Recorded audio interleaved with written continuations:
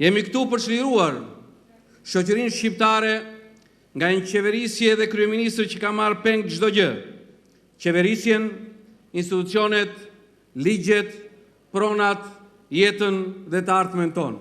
Rritja e taksave nga qeveria Ramameta nuk ka për qëllim uljen e varfërisë, por përkundrazi, shkatrimin dhe nështrimin e biznesit.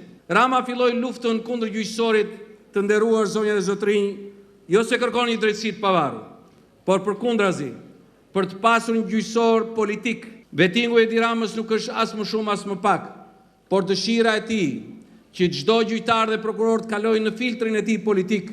Bashkimi Evropian nuk i hapi negociatat për antarësim, sepse në Shqipëri nuk ka reforma të vërteta.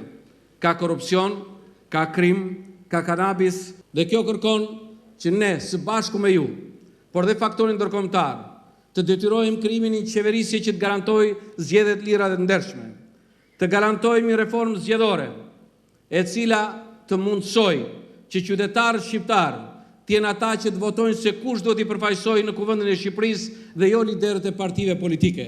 Ftesa ime është që të bashkoheni me njëri tjetrin, për të ndryshuar Partinë Republikane, për të ndryshuar djathtën dhe për të bërë historinë e vendit tuaj.